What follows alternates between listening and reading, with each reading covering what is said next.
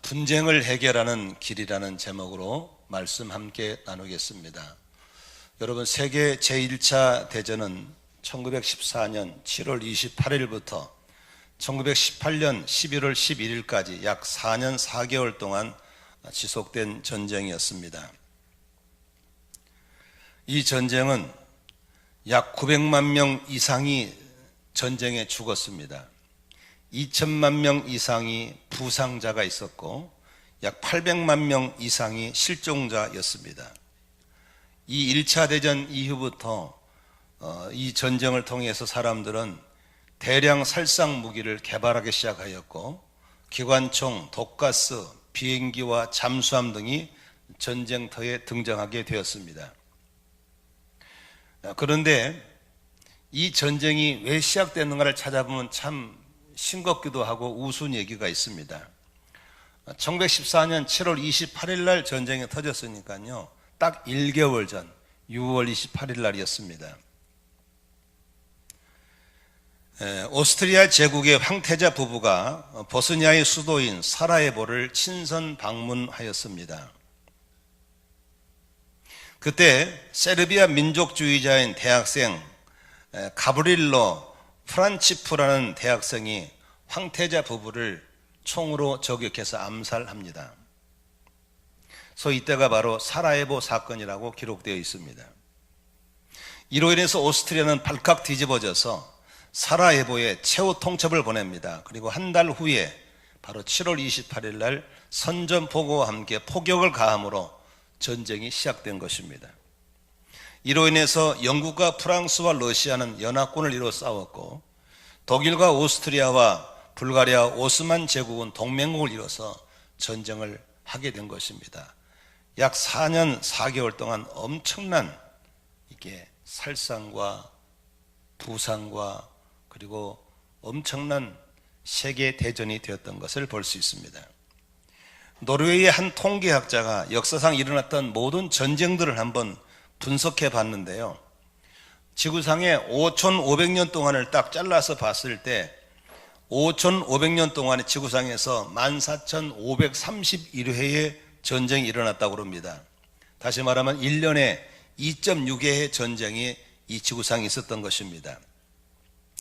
30년을 한 세대로 봤을 때 약 185세대가 되는데 지구상의 185세대 가운데 10세대, 즉 300년 동안만 평화가 있었고 나머지는 계속 전쟁이 한 번도 끊어지지 없는 그런 불행한 것이 이 지구상에 있었습니다. 왜 이토록 지구상에 전쟁이 끊어지지 않을까? 지금도 중동 전쟁이 계속되고 있고 지금도 남북한은 70년째 동족끼리 총뿌리를 겨누고 있습니다. 분쟁의 종류는 다양합니다. 이렇게 국가 간의 싸움도 있지만 우리처럼 동족 간의 전쟁이 있는가 하면은 한 나라 안에 부족 간의 전쟁도 있고 심지어는 가정에서 집안끼리 싸움도 있고 더 나아가서는 부부끼리 싸움도 있고 그래서 이혼법정에 가고 이혼하는 것들을 볼 수 있는 것이죠. 요새 우리나라 통계상에 안타까운 것은 이 젊은 사람의 이혼보다도 70이 넘은 황혼 이혼이 훨씬 많아졌다고 하는 것입니다. 더 이상 이 왼속으로는 안 살겠다고 하는 그런 결단들입니다. 얼마나 평소에 싸웠는가를 알 수 있는 것이죠. 심지어는 하나님의 사랑을 입어서 사랑하며 살아라라고 하는 대사명을 받은 성도끼리 모인 교회 안에도 싸움이 그치지 않아서 계속 법정에 고소로 가고 엄청난 성도의 헌금이 법정에 시시비비를 가르기 위해서 불신자 앞에 신자가, 불신자 앞에 목회자들이, 평신도 판사 앞에 목사님들이 재판을 하고 있는 이런 추태가 우리나라 한국교회사에도 지금도 끊어지지 않고 있다는 사실입니다. 성경에도 은혜와 은사를 많이 받았고 부흥을 경험했다고 하는 고린도 교회에도 이런 분쟁과 분파가 끊어지지 않아서 바울이 2번씩이나 편지를 보내는 고린도 전서와 고린도 후서를 기록하고 있는 것입니다. 지금도 아마 오늘 이 설교를 들으시는 여러분이나 인터넷 통해서 제 설교를 들으신 분들 가운데 부부싸움이 치열하신 분도 있을 것이고 집안 싸움이 치열하신 분도 있을 것이고, 어떤 쟁정에 부잡해서 법적인 싸움을 하고 있는 분도 계시리라고 생각합니다. 오늘 왜 분쟁이 생기는지 분쟁의 원인을 찾아보고, 과연 싸움을 통해서 무엇을 얻으려고 하는 것인지 돌아보시면서 오늘 분쟁을 해결하는 길을 찾게 되시기를 주의 이름으로 축원합니다.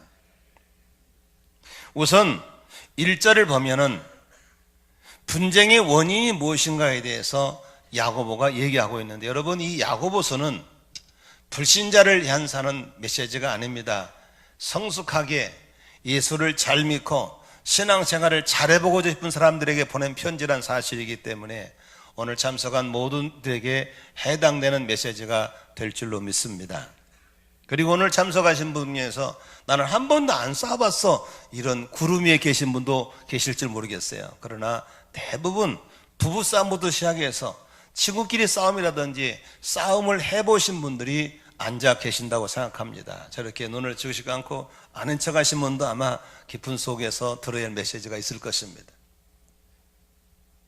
오늘 1절에 보면은 왜 분쟁이 나는가, 왜 싸움이 나는가를 한번 살펴보도록 하겠습니다. 우선 본문에서 1절에 싸움이라는 단어는 원어상으로 전쟁이라는 단어고, 다툼이라는 단어는 투쟁이라는 뜻으로 해석할 수가 있습니다. 같이 한번 1절을 읽도록 하겠습니다. 시작. 너희 중에 싸움이 어디로부터, 다툼이 어디로부터 나느냐? 너희 지체 중에서 싸우는 정욕으로부터 나는 것이 아니냐? 세번역 성경에는 이렇게 써 있습니다. 무엇 때문에 여러분 가운데 싸움이나 분쟁이 일어납니까? 그것은 여러분의 지체들 안에서 싸우고 있는 유욕에서 생기는 것이 아닙니까? 라고 얘기하고 있습니다. 역사적으로 봤을 때 유대인처럼 우수한 민족이나 아니면 우리나라처럼 이렇게 지적 수준이 높은 사람들이 사는 곳에는 분쟁이 나면 항상 원인을 외적인 부분에서 찾으려고 합니다.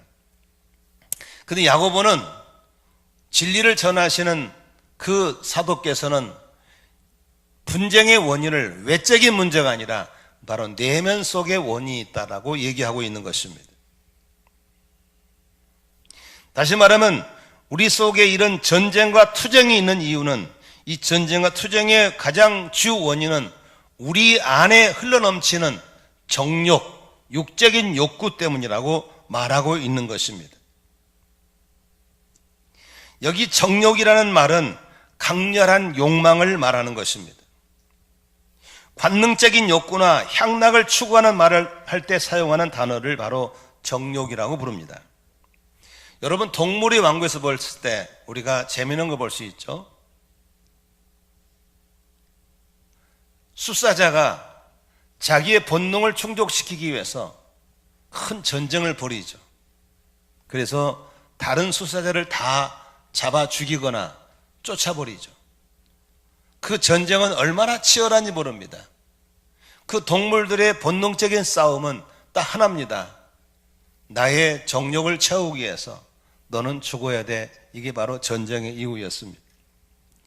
인간은 지능적이기 때문에 안 그런 척하고 자꾸 외적에서 원인을 찾지만, 야고보는 정확하게 정답을 주고 있는 것입니다. 바로 네 안에 있는 욕심, 네 안에 있는 육체적인 욕구 때문에 싸운다라고 얘기하고 있는 것입니다.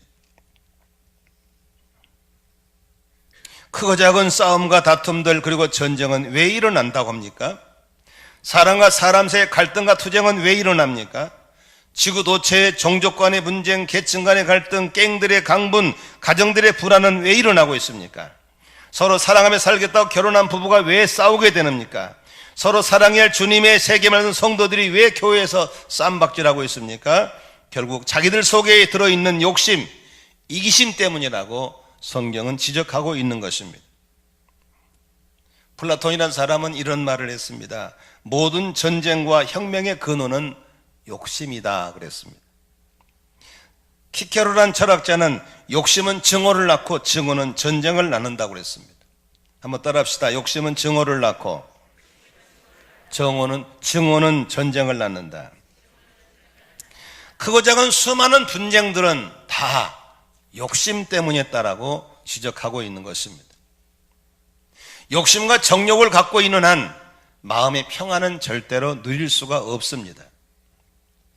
욕심에 꽉 찬 사람일수록 절대로 타인과 평화로운 공존을 이룰 수가 없는 것입니다. 그러므로 전쟁을, 다툼을 없애는 가장 큰 비결은 내 내면 속에 깊숙이 뿌리박고 있는 근본적인 욕심을 뽑지 않고는 안 된다고 하는 것입니다. 자신의 욕구를 충족시키고 싶은 쾌락주의적인 이상과 야심, 내 주장, 내 고집을 버리지 않으면 절대로 부부싸움이 됐건 교회 분쟁이 됐건 동족 간의 전쟁은 그칠 수 없다고 하는 확실한 진리인 것입니다. 1899년도였습니다. 남미의 아르헨틴과 칠레는 국경 분쟁으로 전쟁 일보 직전까지 갔었습니다. 이제 으르렁거리면서 남미에서 큰 전쟁이 터질 뻔했습니다. 그때 아르헨틴과 칠레의 양국의 교회 지도자들끼리 만났습니다. 그들은 기도하면서 깊이 서로를 신뢰하면서 아주 중요한 공동 선언문을 양쪽 백성들에게 선포하게 됐습니다. 그 내용은 이런 것이었습니다. 전쟁과 증오는 후손들에게 피와 살상을 물려줄 뿐입니다. 오직 사랑만이 양국의 평화를 유지하는 길입니다라고 호소했습니다. 그때 그 교회 지도자들을 신뢰하는 양국 백성들은 양국 교회 지도자들의 화평케 하는 선언문 아래에서 그들은 서로의 오해를 풀고 전쟁을 그치게 되었습니다. 그리고 국경인 안데스 산맥에 서로 으르렁거리는 대포들을, 양쪽의 대포를 다 모아가지고 대포를 녹여서 예수님의 동상을 국경에 세운 줄로 믿습니다. 멋있죠? 근데 국경에다가 동상을 세워놓고 밑에다가 어떤 선구를 써놨냐면 에베소 2장 14절입니다. 한번 따라합시다. 그는 우리의 화평이신지라 둘로 하나를 만드시니라.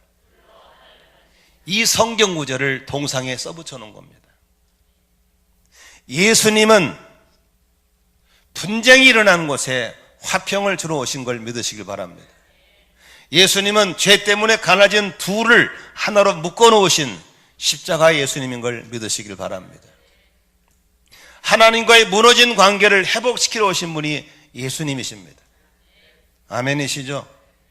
그걸 백성들이 받아들임으로 서로 죽여다 쌓아놓은 대포를 녹여서 예수의 동상을 만들어 세워놓고 서로 화해했다는 아름다운 얘기가 들려오고 있습니다. 두 나라는 지금까지 100년이 넘도록 평화를 유지하면서 서로 잘 지내고 있다고 합니다.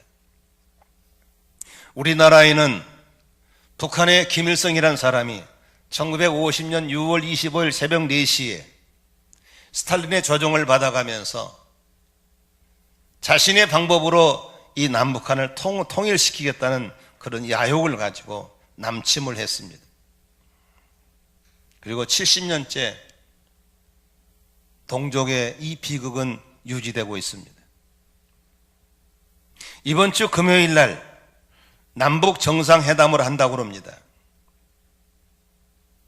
그러나 이 정상회담 속에서 김정은이라는 국방위원장이 문재인이라는 대통령께서 마음속에 욕심을 갖고 있다면 이 분쟁은 해결되지 않습니다. 우리가 기도해서 하나님이 역사를 주관하시도록, 역사의 영어를 히스토리를 하잖아요. 그의 얘기를 쓸 수 있도록 여러분 기도하시기를 바랍니다. 온전한 그리스도인이라면, 정말 예수 믿고 인격적으로 영접하고 거듭난 기독교인이라면 우리는 내 안에 들어와 있는 욕심들을 다스릴 수 있어야 됩니다. 갈라디아 교인들에게 바울은 이렇게 편지를 씁니다. 5장 24절에 그리스도 예수의 사람들은 육체와 함께 그 정욕과 탐심을 십자가에 못 박았다라고 하고 있습니다. 내 안에 정욕과 탐심을 십자가 못 박는 것은 여러분 이래로 끝나는 게 아닙니다. 잡초를 뽑으면 도로 잡초가 나는 겁니다. 계속 뽑아야 좋은 잔디밭이 되는 것처럼 우리 속에 있는 그 욕심, 그 탐심을 날마다 십자가에 못 박는 일을 계속 하셔야만 분쟁이 없는 부부가 될 수 있고, 분쟁이 없는 교회가 될 수 있고, 분쟁이 없는 나라가 될 줄로 믿습니다. 저는 개인적인 제 기도 제목입니다. 어제도 기도했고 오늘도 기도했습니다. 또 내일도 이 기도 제목은 할 겁니다. 하나님, 내 안에 자꾸만 생기는 욕심을 좀 제거해 주십시오. 나이가 들수록 생기는 노욕을 다스리게 해 주십시오. 김영길 목사가 욕심을 버리지 않으면 이 교회가 시끄러워질 것인데, 제가 욕심을 버리지 않으면 제가 아름다운 은퇴를 할 수 없을 것인데, 하나님 저 좀 도와주세요. 이것은 미사여구를 쓰는 게 아닙니다. 정말로 저는 두려운 마음으로 기도하는 겁니다. 우리 아내에게도, 여보, 우리가 성직자로 살다가 성자로 세상을 떠나려면 명심해야 되네. 내 말을 꼭 명심하게. 모르겠어요. 우리 아내는 기도하는지 모르겠지만 자기도 기도하겠죠. 여기 나이 드신 분들이 있으면 제 기도를 꼭 함께 하셔야 됩니다. 조심하셔야 됩니다. 우리 장로님들도 마찬가지입니다. 한교회 오래 계신 장로님들, 아는 것 많고 가진 것 많습니다. 끊임없이 우리가 이 기도하지 않으면 교회는 시끄러울 수밖에 없습니다. 남북한이 하나 되는 비결, 욕심을 없애야 됩니다. 믿으시면 아멘 하십시오. 북한이 적화 통일이라는 욕심을 버리지 않는 이상, 남한이 흡수 통일이라는 욕심을 버리지 않는 이상 절대로 휴전선은 무너지지 않습니다. 우리 모두 나라를 사랑한 마음으로 기도하시기를 바랍니다. 정말 가정을 사랑하는 마음으로, 교회를 사랑하는 마음으로, 한국교회를 사랑하는 마음으로 우리가 서로 기도하시기를 주의 이름으로 축원합니다. 두 번째로 생각할 수 있는 것은, 과연 그렇게 싸워서 분쟁의 전쟁을 통해서 얻는 유익이 뭐가 있을까? 성경은 단호합니다. 아무것도 얻지 못한다고 했습니다. 2절을 한번 같이 읽겠습니다. 시작. 너희는 욕심을 내어도 얻지 못하여 살인하여 시기하여도 능히 취하지 못함으로 다투고 싸우는도다. 너희가 얻지 못하면 구하지 아니하기 때문이요. 이 성경 속에 보면은 얻지 못한다, 취하지 못한다, 얻지 못한다는 그런 단어가 반복되어 나오고 있죠. 전쟁하고 싸우는 이유는 무엇입니까? 승리를 목적으로 하는 것입니다. 내가 이기면 개선장군이 될 수 있고, 내가 이기면 전리품을 가져올 수 있고, 내가 이기면 통치자가 될 수 있다라고 하는 그런 야심 속에서 싸우는 것입니다. 우리나라 전쟁을 살펴볼까요? 1950년 6월 25일 새벽 4시에 쳐들어온 민족 해방과 적화통일이라는 꿈을 가진 김일성의 야심으로 시작된 전쟁을 통해서 약 3년 동안 전쟁했죠. 1953년 9월 23일 날 휴전할 때까지 싸웠죠. 그 전쟁을 통해서 얻은 것이 뭔지 아시죠? 우리 민족입니다. 이건 남의 민족. 우리 민족의 사망자만 152만 3천 명이 죽었습니다. 부상자만 556만 8천 명이 부상을 당했습니다. 포로 및 행방불명으로 131만 5천 명이 실종됐습니다. 그래서 총 850만 6천 명의 사상자가 났다고 6.25의 증언이라는 책에서 기록하고 있는 것입니다. 그것으로 끝난 게 아닙니다, 여러분. 1천만 명이라는 이산 가족이 있습니다. 형제를 만날 수가 없고 부모를 만날 수가 없고 고향을 갈 수 없는 이산 가족이 지금도 신음소리 속에 살아가고 있는 것입니다. 여기 목감에 가면 어떤 묘들이 모여 있는 곳이 있습니다. 근데 그 묘는 좀 희한한 묘입니다. 대체적으로 우리나라 묘는 남향 쪽에 이렇게 바라보고 쓴 묘가 맞는데 거기 묘 집단들은 전부 다 북쪽을 보고 누워 있습니다. 그래서 묘지기에 물어봤더니 하는 말이 여기는 실향민들이 누워 있는 곳인데 한결같이 실향민들은 유언을 한답니다. 내가 죽으면 북쪽 내 고향을 보고 눕게끔 만들어라. 얼마나 고향을 그리워하고 얼마나 부모 형제를 그리워하며 죽었는가를 우리는 알 수 있는 것입니다. 여러분, 그렇게 전쟁에서 김일성이 얻은 게 뭐가 있고 우리가 얻은 게 뭐가 있습니까? 수백만 명이 죽고 병들고 1천만 명이 가슴에 못을 박는 것만 남는 겁니다. 바로 마르틴 루터가 그런 말했죠. 전쟁은 인류를 괴롭히는 최대의 질병이라고. 여러분, 부부싸움 해가지고 이긴 거 봤어요? 부부싸움은 칼로 물베기라잖아요. 아무것도 얻을 게 없는 겁니다. 여러분, 싸우면 승자도 없고 패자도 없는 겁니다. 싸우면 둘 다 망하는 겁니다. 아멘이시죠? 둘 다 망하는 거예요. 엄청난 피해입니다. 부부싸움을 자주 하는 집에 자녀들이 겪는 고통을 기억하셔야 됩니다. 어떤 심리학자가 이런 말을 하더라고요. 부부가 격렬하게 싸우면요, 작은 방에 숨어있는 아이들이 느끼는 공포는 원자폭탄이 터진 것보다 더 두렵답니다. 그러니까 여러분, 부부싸움을 할 때 내 자식은 골방에서 원자폭탄이 터지는 그런 두려움을 느낀다는 사실을 알고 싸우라는 겁니다. 자주 싸우는 부모 밑에 아이들은 정서가 불안합니다.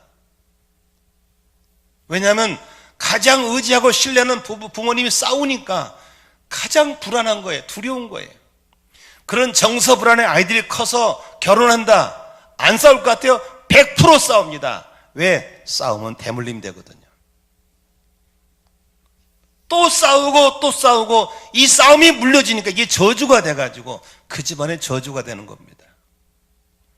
예수 믿는 우리는, 평화의 주님을 만난 우리는 싸움을 그쳐야 될 줄로 믿습니다. 아멘이시죠? 우리 안산 고잔 신도시에 가면 유리로 잘 지어둔 멋있는 교회 하나 있어요. 예배당 하나 있어요. 거기가 한때는 몇백 명이 모였던 교회입니다. 그 교회에 분쟁이 생겼습니다. 교회가 지금 수년째 신나게 싸우고 있습니다. 거래싸움에 새우등 터진다고 양쪽 진영이 막강한 싸움 싸웁니다. 그런 사이에 성도들은 다 교회를 떠나고 몇백 명은 온데간데 없이 양쪽 진영에 특공대 40명씩만 남았습니다. 한 팀은 본당 안에 싸우고 한 팀은 바로 앞에다가 상가에 얻어놓고 싸웁니다. 법정 싸움 하면 변호사가 돈을 엄청 가져갑니다. 그 돈 어디서 나온지 압니까? 그 건물을 담보 잡아가지고 대출받아 싸우는 겁니다. 한쪽이 대법원까지 이겼습니다. 그럼 빚겨줘야 되잖아. 안 빚겨줍니다. 교회법도 싸워, 교회법 가지고. 세상법 싸우고 싸우네. 이 성도들은 마귀하고 싸워봐가지고요, 싸움 붙으면 엄청 잘 싸웁니다. 우리가 그 교회를 화해시켜보려고 아무리 해도 먹혀들지 않습니다. 이대로 물러갈 수 없다는 것입니다. 보상받고 싶다는 하는 것입니다. 양쪽이 얼마나 팽팽한지 고무줄은 당기면 끊어지게 되어 있습니다. 안산의 기독교 원로들이 내린 결론입니다. 너는 둘 다 망해야 끝난다. 싸움은 둘 다 망해야 끝나는 겁니다. 여러분, 싸우면 안 됩니다. 아멘 하세요. 싸우면 안 되는 거예요.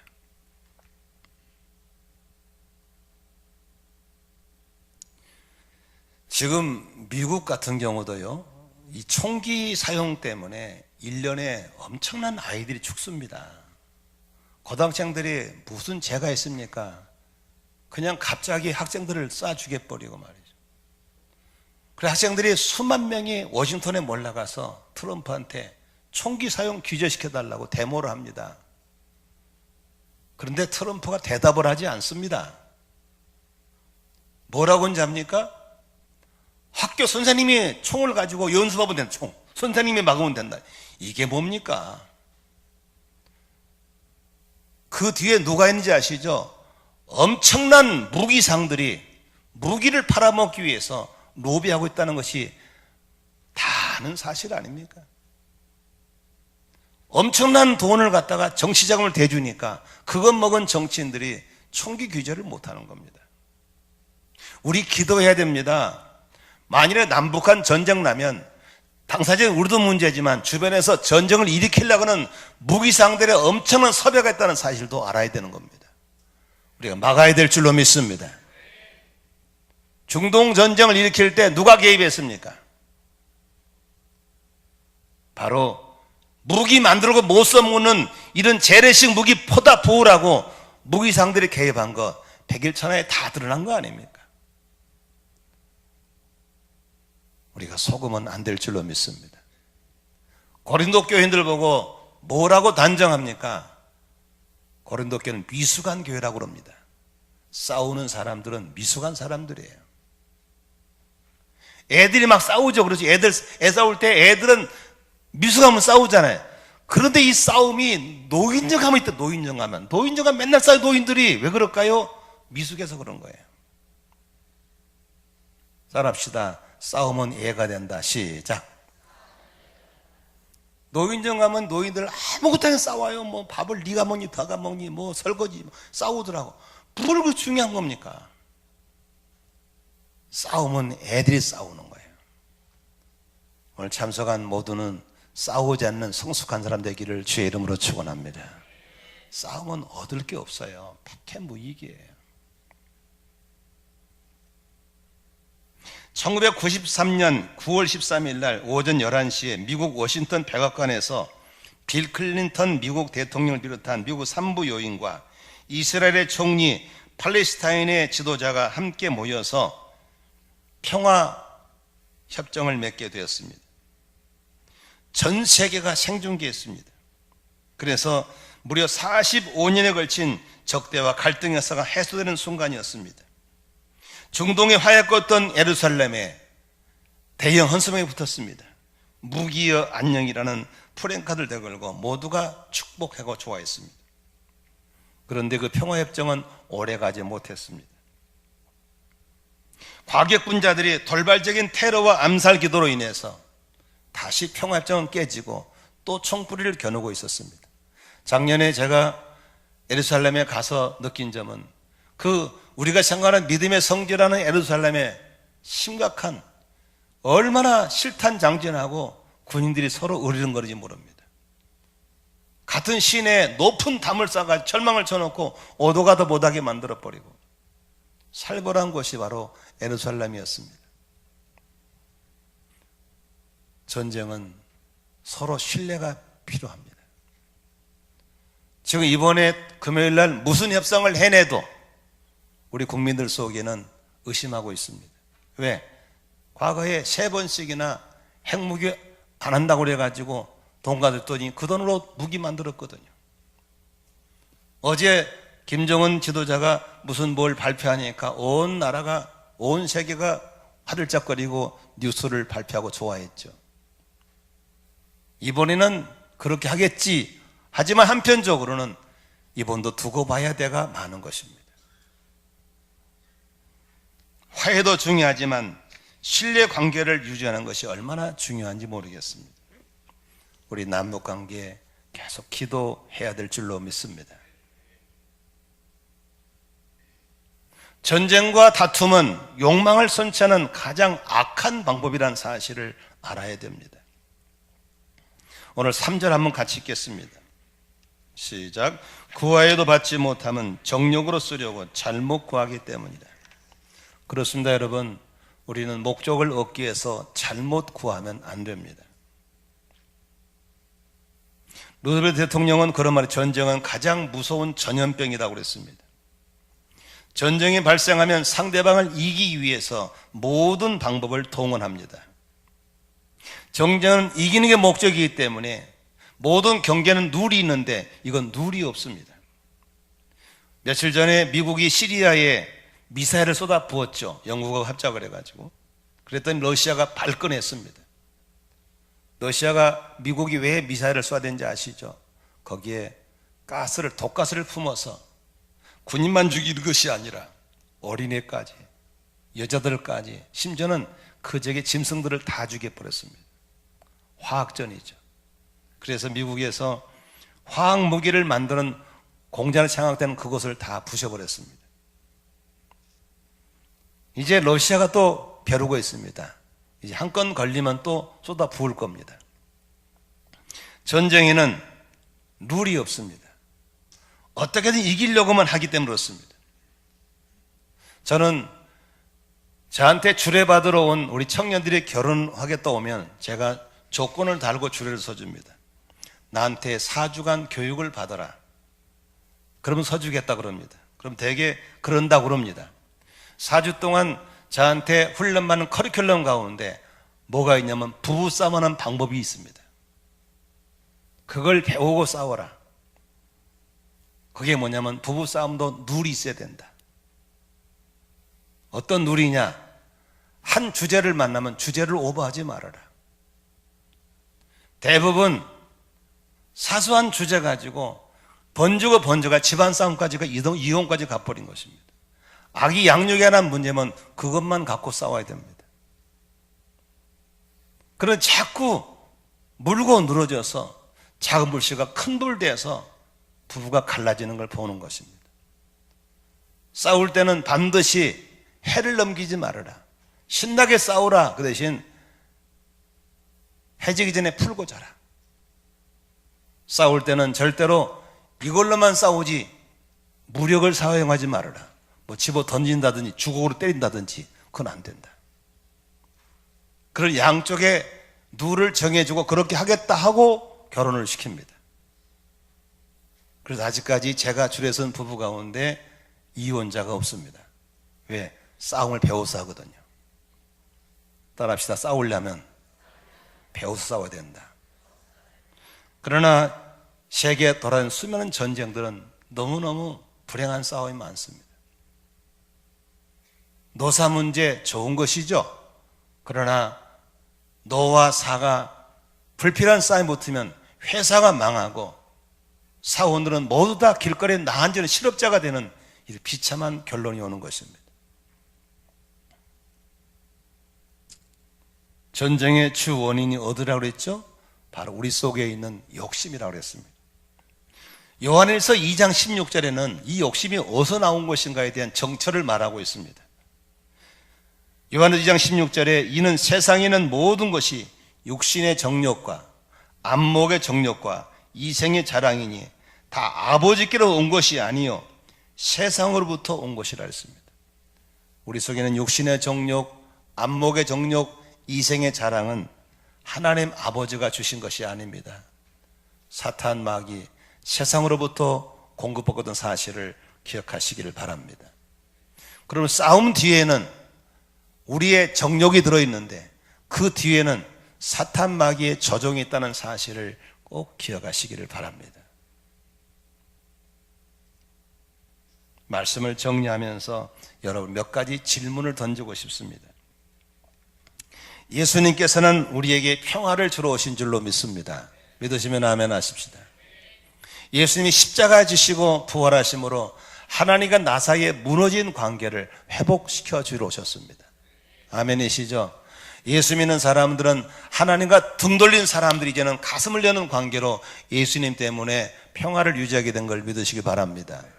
그런데 예수 믿고 구원받은 사람들에게 하나님이 우리에게 중요한 사명을 주셨어요. 이걸 대사명이라고 그래요. 그게 뭐냐면 우리로 하여금 가는 곳곳마다 화평케 하는 사람, 화평케 하는 사람. 영어 성경에 보면 피스메이커입니다. 우리에게 평화를 만드는 사람으로 살아라고 말씀한 줄로 믿습니다. 우리말에 이런 말이 있죠. 따라합시다. 흥정은 붙이고 싸움은 말리고. 이게 바로 예수 믿는 사람이거든요. 예수 믿는 사람 가는 데마다 흥정은 잘되게 붙여주고 싸움은 말려줘야 되는데 반대로의 반대로 흥정은 깨버리고 싸움을 붙이는 이런 고약한 사람들이 있어요. 그것은 교인을 가장한 사탄 마귀에 조종받은 사람들입니다. 나는 과연 가는 데마다 싸움을 붙이는 사람인지 싸움을 말리는 사람인지를 돌아보면서 여러분 정말 예수 믿고 하나님 관계 회복되신 분이라면 피스메이커로 살아가시기를 주의 이름으로 축원합니다. 언제나 가정이 화목하게, 할렐루야, 언제나 교회가 화목하게, 언제나 목장이 화목하게. 아멘이시죠? 저희 칠남매는 모이면 안 싸웁니다. 뭐 배움이 많아서가 아니고 성품이 좋아서가 아니고 우리 큰형님이 있어요.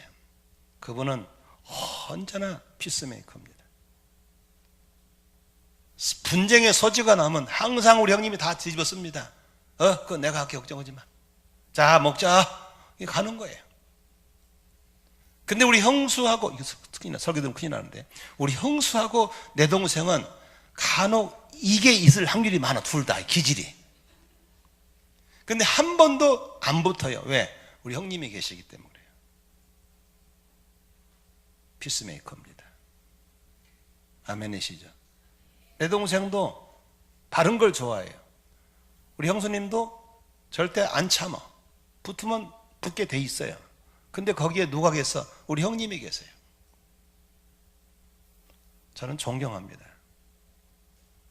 그런 장로님이 되셔야 되고, 그런 권사님이 되셔야 되고, 그런 성도님이 되셔야 되고, 그런 목원이 되시기를 주의 이름으로 축원합니다. 이게 바로 우리의 명령이에요. 남북이 이렇게 긴장하고 있을 때 우리가 다니면서 말이라도 평화를 만드는 말을 해야 되고 평화를 만드는 기도를 해야 되지. 나라 꼭 망할 것처럼 자꾸 그런 말하고 다니면 안 된단 말이에요. 아멘이시죠? 인간이 모인 교회에 불특정 다수가 모인 게 어찌 문제가 없겠어요. 꼭 교회에 무슨 문제 있는 것처럼 곧 분열될 것처럼 말하고 다니는 그런 이상한 사람들 이해가 안 돼요. 이런 교회가 어딨어, 이런 교회가. 아멘이시죠? 아멘. 우리 교회 다니다가 저 경상도로 이사 가신 집사님을 얼마 전에 우리 성도들이 갔다 왔대, 만나고 왔대요. 그분이 하는 말이, 야, 너희들 내 말 잘 들어라. 안산 만나거든 그런 게 없다, 다녀보니까. 찍소리 말고 다녀라 라고 얘기했다고 그래요. 아멘이시죠? 전 세계 다녀보세요. 이렇게 좋은 나라 없어. 그러면 감사해야지. 왜 불평이 많어 그렇게. 쫓아내버릴 수도 없고. 감사하셔야 돼요. 대한민국에 사는 거 감사해야 되고, 예수 믿은 거 감사해야 되고, 간 데마다 평화를 만드는 말을 할 수 있기를 주의 이름으로 축원합니다. 아멘. 이게 대사명이에요. 그러기 위해서는 끊임없이 내 안에 날마다 솟아오르는 이 정욕의 잡초를 십자가에 못 박는 일을 해야 될 줄로 믿습니다. 하나님, 저 좀 도와주세요. 자꾸 욕심이 생겨요. 하나님, 오늘도 이 탐심을, 이 정욕을 십자가에 못 박게 해 주시옵소서. 이 기도가 끊어지지 않기를 주의 이름으로 축원합니다. 하나님, 내가 가는 곳마다 평화가 있게 해주세요. 내가 가는 곳마다 싸움이 그치게 해주세요. 내 가는 곳마다 싸움은 그치고 흥정은 붙어지게 해주시옵소서. 할렐루야. 그런 피스메이커로 살아가시기를 바랍니다.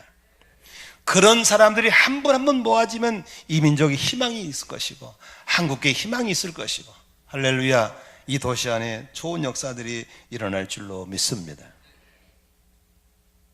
제가 자주 쓰는 말 한마디 하고 마칠게요. 우리 속에는 열심이란 게 있고 욕심이란 게 있어요.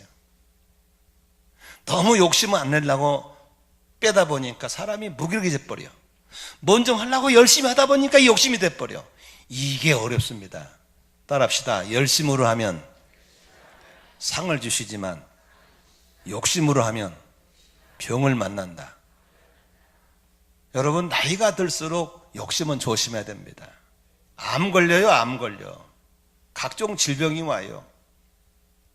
그런데 어디까지 열심인지 어디까지 욕심인지 알 수가 없어 이거. 이게 그래서 이런 연약함을 도와주라고 보내신 분이 누구냐면 보혜사 성령님인 줄로 믿습니다. 우리 성도의 삶은 성령 충만 맡고 언제나 성령님과 동고동락하면서 욕심으로 하려고 그러면 성령님 오셔서 그만 절제 시켜주시고, 조금 게으르려고 하면 불을 붙여가지고 열심히 밀어넣어주고, 성령님의 도우심으로 열심히 살아 상을 받을지언정 욕심으로 살아 병을 만나지 않기를 주의 이름으로 축원합니다. 오늘도 성령과 함께 동행하면서 욕심은 날마다 십자가 못 박으면서 가는 데마다 평화를 만들어내는 피스미고 살아가시기를 바랍니다. 여러분들이 우리 교회의 희망이 되고 가정의 평화의 희망이 되고, 아멘. 이 남북이 분열된 이 비참한 나라에 우리 같은 사람들이 자꾸 생겨지면 언젠가는 통일 왕국을 보게 될 줄로 믿습니다. 할렐루야. 기도하겠습니다.